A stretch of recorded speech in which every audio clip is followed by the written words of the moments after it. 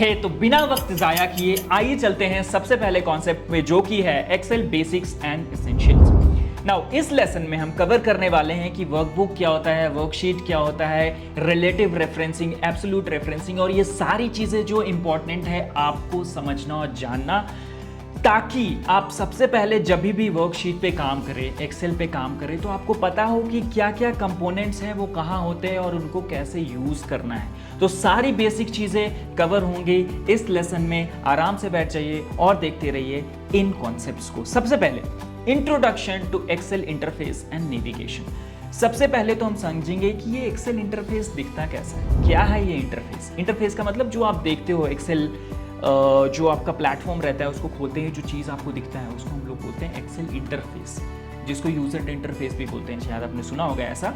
और दूसरा है नेविगेशन। नेविगेशन का मतलब एक जगह से दूसरी जगह पे जाना, एक वर्कशीट से दूसरी वर्कशीट पे जाना, एक वर्कबुक से दूसरे वर्कबुक पे जाना। ये सारी चीज़ें यहाँ पे कवर होंगी। धीरे धीरे धीरे धीरे आपको ये सारी चीज़ें समझ आने लगेंगी। आराम से बैठिए, कोई चिंता की बात नहीं है। The work space, Excel work space, ये होता कैसा है? जैसा कि आप यहाँ पे देख रहे हैं, हमारा जो एक्सेल का वर्क स्पेस है वो कुछ ऐसा दिखता है, जहाँ पे आपको दिखेगा ग्राफ्स, कुछ नंबर्स, कुछ options, tool bar, ribbon and all these things. Ribbon और टूल बार के बारे में भी हम डिस्कस करेंगे काफ़ी डिटेल में, तो उसमें टेंशन की कोई बात नहीं है।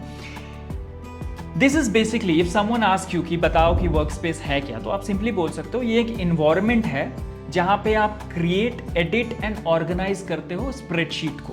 ठीक है, डेटा आप जानते हो एक्सेल में आसानी से मैनेज किया जा सकता है, क्रिएट किया जा सकता है, एडिट किया जा सकता है एंड ऑल दोज थिंग्स, जो कि हम देखेंगे यहाँ पे इस कोर्स में।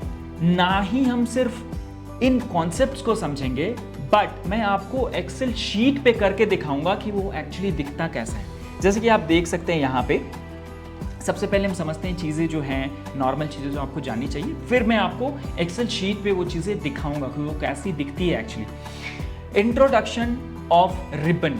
सो जो ऊपर में आपको दिखता होगा कुछ ब्लैक कलर सा, आपने देखा होगा अभी यहाँ पर भी, ये वाली जो चीज़ है, ये वाली जो चीज़ आपको दिख रही है, इसको हम बोलते हैं रिबन। इसके अंदर टूल बार्स रहता है, आपका quick access tool bar and all those things रहता है। इसको भी हम डिटेल में समझेंगे, लेकिन ओवरऑल अगर हम देखें तो रिबन उसको ही बोलते हैं। ठीक है, ऊपर में एक ऐसे रहता है और रिबन आप कोरिलेट कर सकते हैं शायद। अब हम समझते हैं कि वर्कबुक एंड वर्कशीट एक्चुअल में क्या होता है। यहाँ पे आप देख सकते हो ये जो वर्क स्पेस है, यहाँ पर ये जो एलिमेंट है, यहाँ पर ऑटो सम जो दिया हुआ है, ये नाम है आपका वर्कबुक का।